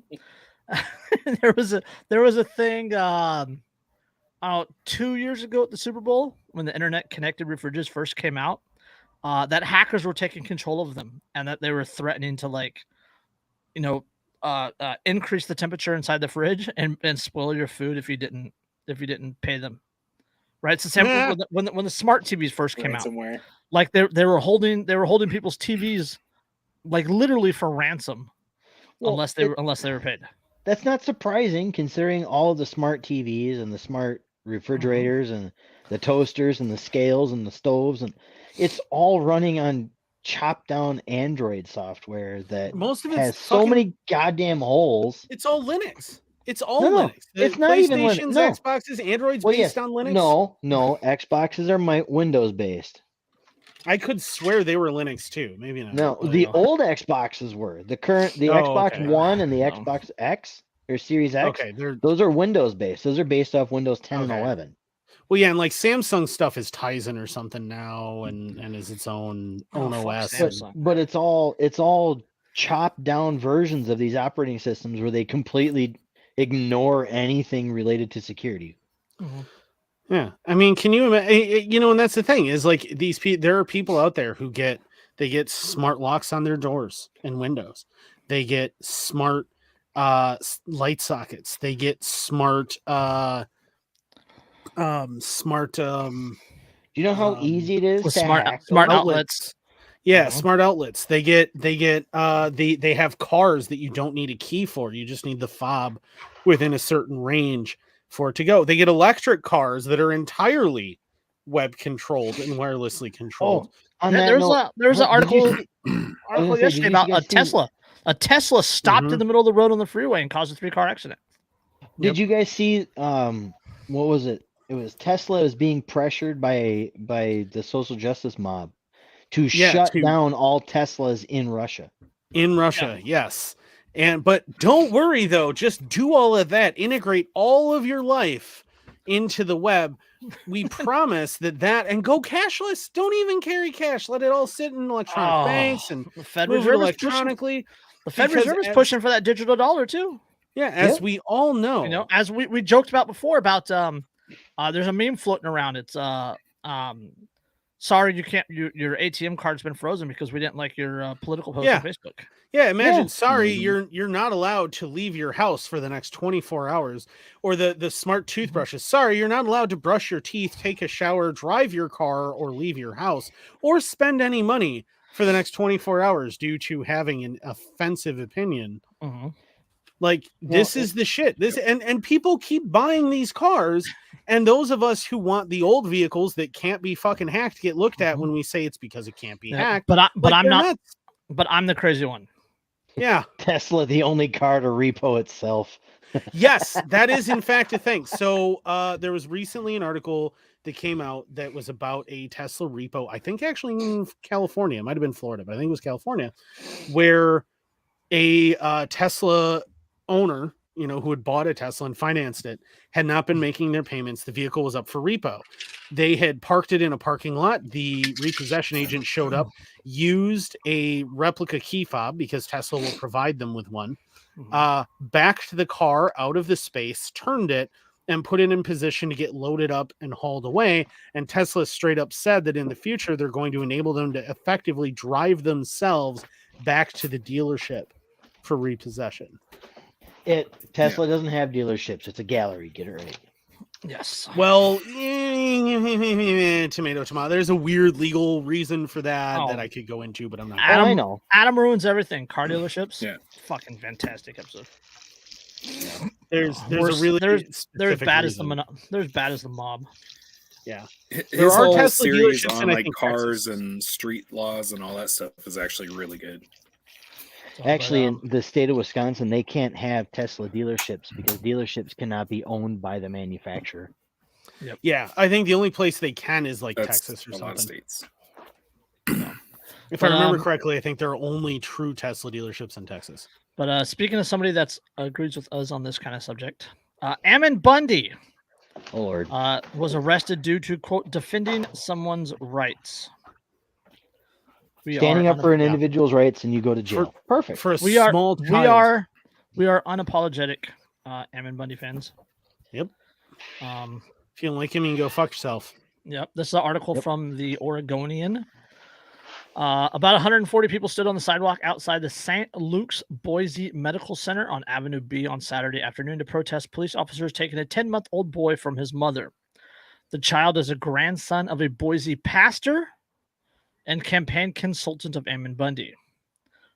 Ammon is an independent candidate for the Idaho governor and right-wing activist who was arrested Saturday. Okay. Who was arrested Saturday morning while seeking the boy's release.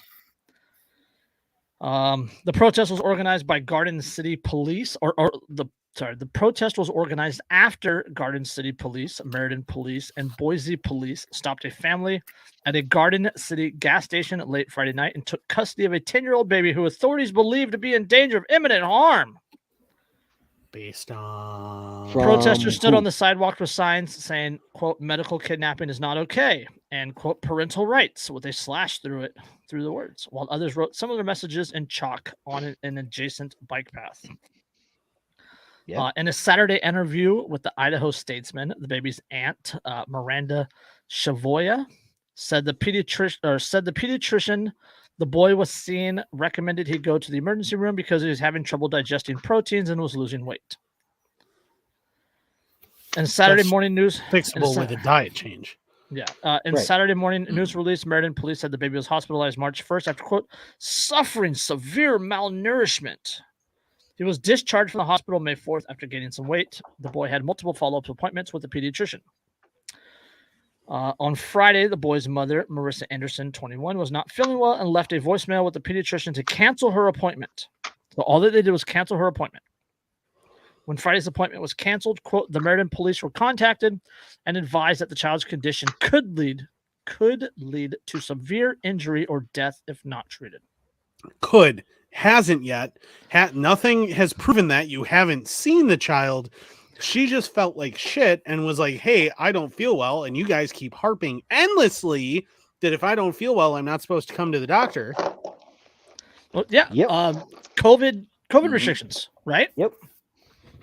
You know, they won't even let you in here if you've had a fever in the last 72 hours. Yeah. So yeah. I can't imagine that's much different in Boise. The whole reason I'm dealing with my histamine intolerance issue, which by the way is driving me nuts, because seriously, you do not know insanity until you are itchy 24 hours a day, 7 days a week. Yes. But the whole reason I'm not going to the doctor is because it also causes me to occasionally run a fever.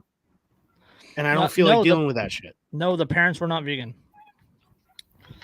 When Friday's appointment was canceled, the issue was with protein, not with vegetables. Yeah. They had been feeding them meat. Yeah. The appointment was when Friday's appointment was canceled, quote, the Meriden police were contacted and advised that the child's condition could lead to severe injury or even death if not treated. So they literally called the police because of a canceled appointment. Yep. Anderson's father is Diego Rodriguez, the consultant with Bundy's campaign. In a blog post published Saturday, Rodriguez wrote that a social worker with the state's child welfare system contacted Anderson by text message. Authorities later came to the family's address, but Anderson and the baby's father were not at home. Later, the baby's father called the social worker to explain that the couple had canceled the appointment and would reschedule. The police department's release said that the Department of Health and Welfare contacted the child's father, agreeing he'd bring the child in for examination, but then, quote, failed to show up. I'm going to call probable bullshit on that. Yeah. Officers attempted to contact the parents and examine the child at the residence of Meriden, but the, quote, occupants were uncooperative and refused to let officers check the child's welfare. Well, so because they said you don't personnel, so fuck off. Yeah. Because they said you don't need to see my child. This isn't about my child. Fuck off. That's why after receiving a warrant to enter the child's home. Police, quote, discovered that the parents and the child had left before officers could check on the child. They received a fucking warrant over a canceled appointment? One canceled appointment. This isn't even a pattern. They said they were going to reschedule in the readout. Well, this is Boise. It's like Austin. Yeah, this is an island of leftism. Yes. On Friday night, Anderson, her sister, her father, and other members of the family saw Garden police officers outside the home of a friend's house when they're having dinner. Stopped the group at the gas station in Garden City. Chavoy said 8 police vehicles were on the scene, and that the police told the family that the pediatrician reported the incident to the state because the baby was believed to be, quote, dangerously underweight. The boy's father attempted to explain why the gained weight in the year. Yeah, he gained weight and been released from the hospital. Yeah, the boy's father attempted to explain why the appointment was missed, but the police eventually asked him to step out of the vehicle and told him he would be arrested for felony injury to a child. Felony injury to a child because he missed or skipped an appointment because somebody wasn't fucking feeling good. Yes. Yeah. That's all that's happened here is somebody didn't feel well. They're like, hey, I care about my child. I want to keep having my child checked up on. We want to work on this and figure out what's going on. I'm just not feeling well. So we're going to delay it a little bit. And realistically, he was just released from the hospital not long ago, which means that the doctor's like, no, he's doing better. He's doing okay. He's good enough to go home. The doctors clearly, when they released the child, had no belief that that child was going to, no reason to believe that that child was going to be like starved or something when they went home. All indications were they were a loving family trying to take care of their child. Well, I mean, the kid, they brought the kid in the first place. Yeah. Right. So they know if the kid's not feeling well, if the kid's underweight, if they're worried about that, they brought the kid in. Yeah. So they volunteered. They volunteered to bring the child in. It's not like the doctor has a magic 8-ball, or magic crystal ball that can see through the home without examining the kid that the kid's underweight. Well, yeah, and in contrast this with the fact that like Lindsay watches, so I wind up watching constantly. Evil Lives Here. It's a series about these psychopaths and stuff, and all the signs that people probably should have noticed but didn't, and everything. And it talks. There's more than one case where there's that one from California where the husband and wife had like 9 kids or something, and like the 22-year-old had to rescue them and break them out, and a few of them, and then they went, and I don't know if you guys remember that news article from a few years ago. I think it was like 2016. Not only that, there was that one not that long ago from Minnesota, right next door to us, Andrew. We got to get back on this. We only got a few minutes. Well, no. What I was saying is like they try constantly, like all these people, these neighbors and stuff are going, hey, these kids are underweight, these kids are being abused, and everything. And the state keeps throwing up their hands and going, whatever. CPS shows up, jokes with the parents for 10 minutes and leaves. Never looks at the kids, everything else. But this one time that these parents are actually acting like they care, then they wind up. This shit happens. Are you kidding me? Yeah, Chavoy was also asked to leave the vehicle. She said police initially confused her with the child's mother and said they would charge her with felony injury to a child. Police realized the mistake, they said, but still arrested her on suspicion of resisting or obstructing police officers and booked her into the Ada County Jail. How do you have suspicion? Hold on. Anderson, this is the mom. Anderson told the Statesman that the police officer promised she could ride with the baby in the ambulance. Once she was inside the ambulance, a live stream of the incident that Anderson posted to Facebook showed the police officer telling Anderson to relinquish the custody of her child or face arrest. She asked the officer why she couldn't accompany the boy to the hospital. Quote, once I went in the ambulance, it took him from me. Anderson, who was reportedly told police she would not hand over the child, was arrested on suspicion of misdemeanor resisting or obstructing officers and taken to jail. How do you have they arrested the aunt and the mom on quote suspicion of misdemeanor resisting or obstructing police officers because they said fuck you, I'm not who you think I am, and fuck you, you don't have any cause to make me give up my child. The dad was handcuffed and later released, no charges. So after the baby was taken to St. Luke's Meriden Medical Center, the family saw an ambulance leave and go to the hospital in Boise. That's where the family believes the boy was being treated. Chavoy and her family had been told by the hospital staff that a baby with the nephew's name is not being held at the hospital. So it's okay. Quote, they're currently telling us that the baby is not there. There's no baby by that last name here. Right. So now they won't even tell them where the baby is. They've kidnapped their child and are hiding them. Yes. Yep. So we're back to keep your rifle by your side, folks. Yes. An interview with the Statesman at Saturday's protest, Bundy said he heard about the events late Friday night on a cell phone video call. Rodriguez, the baby's grandfather, this is the guy that's helping with Ammon's campaign. Rodriguez introduced independent candidate for governor. Saturday, Bundy posted a video about the incident on YouTube and shared information about the protest on social media.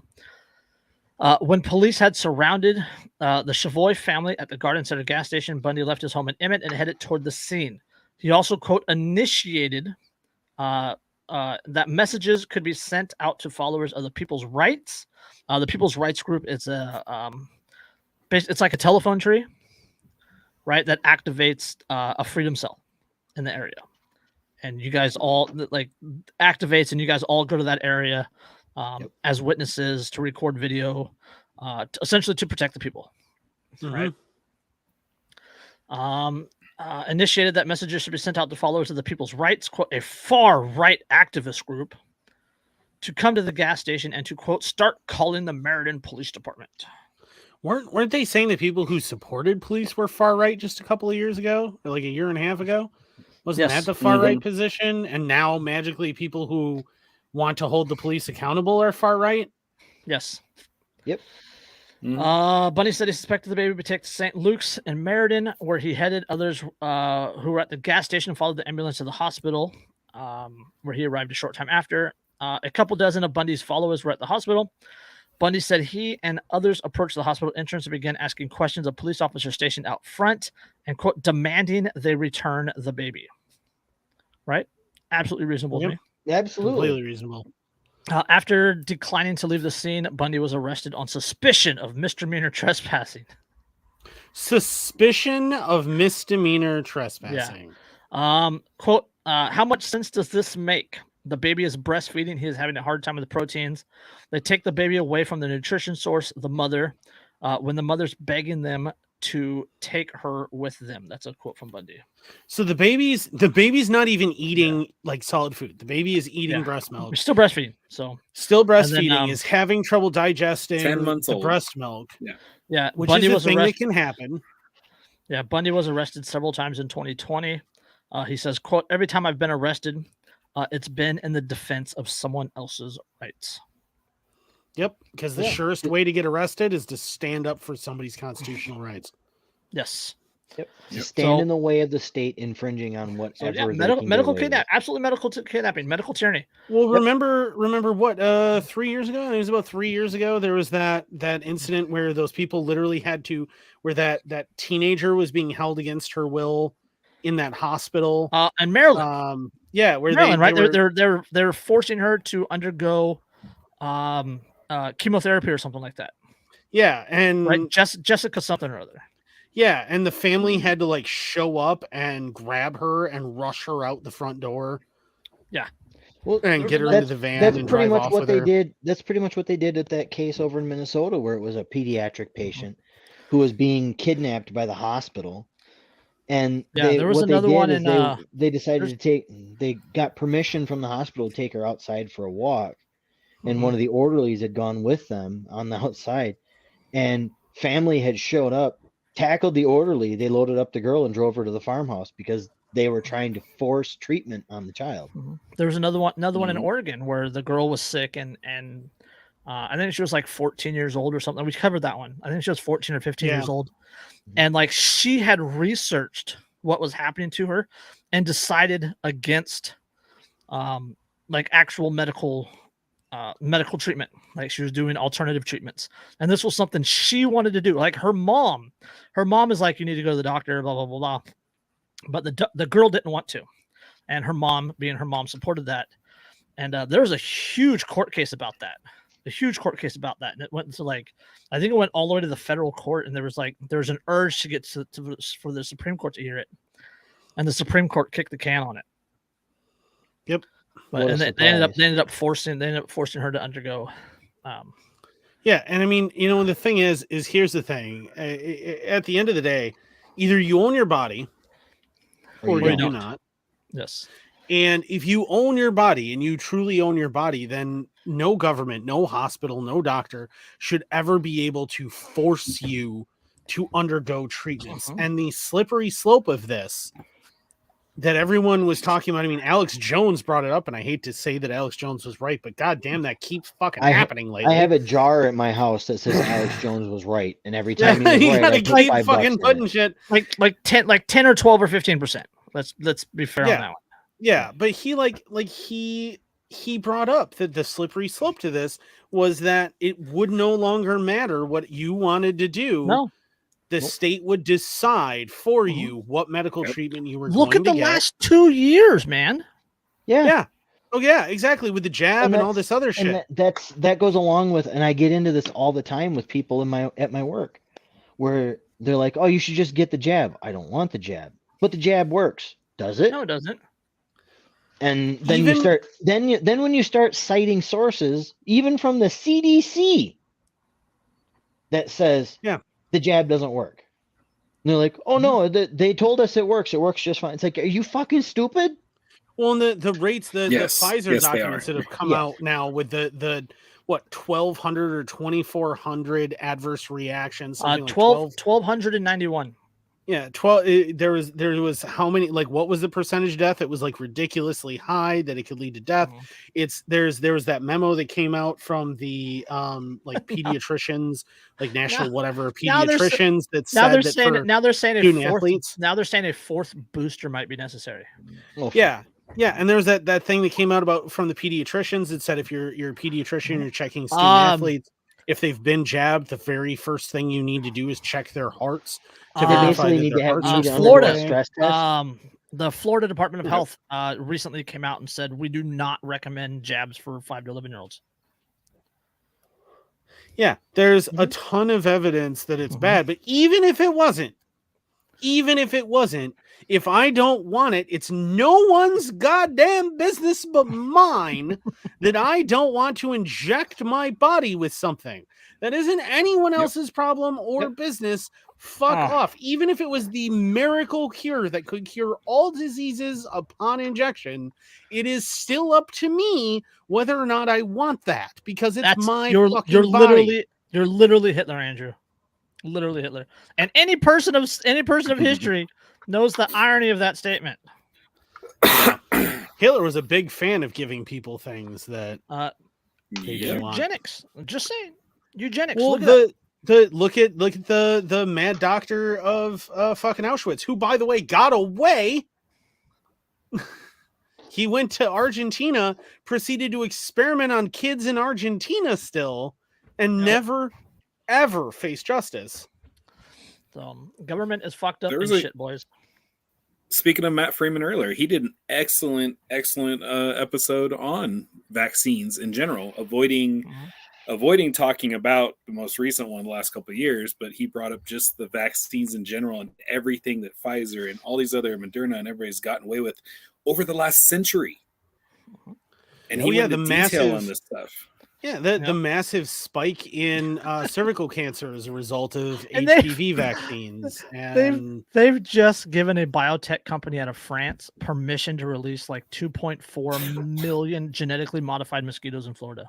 Yeah, because how could that? That's definitely not the way that apocalyptic, like fucking I Am Legend style shit goes down. That's absolutely, it's definitely all gonna be. You want a zombie apocalypse? That's how you get a zombie apocalypse. Yeah, exactly. If it was a zombie apocalypse, I wouldn't be terribly upset. I mean, if it's a zombie apocalypse, I am prepared. Remember, kids, you don't need to reload a blade. Yep, that's right. Listen, proper preparation prevents piss poor performance or turning into zombies. Like, did somebody say zombie apocalypse? You're way too excited. Well, I mean, man, there's a lot of people I've been waiting to chop into pieces. But I'm not a zombie. I don't care. I don't care. Was that the reiteration of Dawn of the Dead? They were sitting on top of the mall, and it's like, oh, is that Burt Reynolds? Pop! Yeah, the Burt Reynolds. Oh man. Well, and that of course that film features Richard Cheese, who I'm a big fan of. Keep your machete by your side. Keep your machete by your side. There you go. That'd be a good patch too. That would be a good one. So, all right, let's throw some links out and get out of here. Shaller.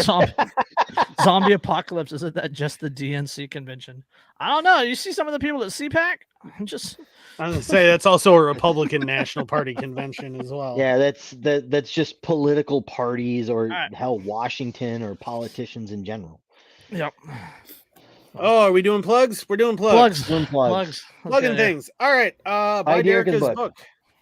It's called Think for Yourself, a critical thinking workbook for beginners. Is available for sale on Amazon for $10.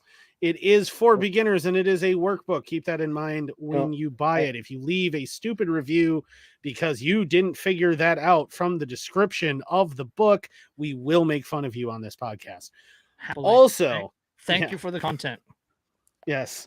Also, if you want to care for your beard like a Viking, like I do, keep it shiny, keep it healthy, keep it nice, keep it smelling wonderful, you're going to hit up thebeardstruggle.com. Use code InkedAnarchist15, get 15% off of all of those products, your entire order. They got beard straighteners, they got amazing scents, including their new platinum scents. They have a night elixir you can put on it that's supposed to help with beard growth and thickness and things. Definitely do that. Again, code InkedAnarchist15, get 15% off. Also, make sure that you check out Poppins Patches. He's on Etsy. He's on his own website, poppinpatches.com. He's on Twitter. I think he's still on Facebook. I don't know. I'm not on Facebook anymore. I think Instagram's his most active. Yeah, he's on Instagram. If you're watching, keep your machete by your side. Sounds like a good patch. That would be a good one. Or just a really like zombie apocalypse and a couple of knives. It'd be fun, great. But use Andrew's picture. Yeah, Dave is fantastic. He supports the show. He's the one who makes the Boogaloo Shark. He makes the hat that is being worn over there by quote lame Private Roberts, along with all the patches he's got on there. He's super awesome. He also makes the Boogalorian t-shirt that me and Chris helped design that we both have sported on the show before. Check out again, Dave at poppinspatches.com. Also, make sure that if you are somebody who enjoys plastic creations that go bang, make sure that you check out the affiliate link in the description so that you can check out RK Spookware. I'm an affiliate of them. They're super awesome. They have cool shit. Make sure you check that out. Also, don't forget to check out Boogie79 on Twitter. He does all sorts of cool flags. He does the state flag that you see behind Chris there. He does the Unity flag. He does all sorts of cool shit. Make sure you check him out. He's on Twitter, Boogie79. And also, make sure that you support your local single moms. They're working their way through medical school. They're trying, guys. Yes, their sons, Aiden, Jaden, and Hayden. Greatly appreciate your support. I used to laugh about the name Nevaeh all the time, and then I started seeing it show up on like 18 to 20-year-olds, and I was like, oh God, we've hit that point. They're adults now. Oh. You know, I have to point out, isn't it kind of ironic that we tell people to buy a book called Think for Yourself? Buying it would be them not thinking for themselves. No, they're buying it so that they can practice something for themselves. Learn logic. We're telling them to do something. No, we are advising and them. then they're doing it, and no, we're suggesting. We're advising them. We are educators. Yes. So. We educate far more efficiently than the sounds. fucking state does. On that note, you guys got anything else? No. I got nothing else till and rifle. Machete and rifle. That's all I got. Yeah, I got nothing until somebody else wants to sponsor me. If you would like to sponsor me, please hit me up on Twitter, at InkedAnarchist. My God, please don't hit him up. Please don't hit him up. These plugs are long enough. I would be happy. To hawk your shit, man. So unless you want to pay enough, in which case we will throw you at the beginning of the show because nobody's still listening.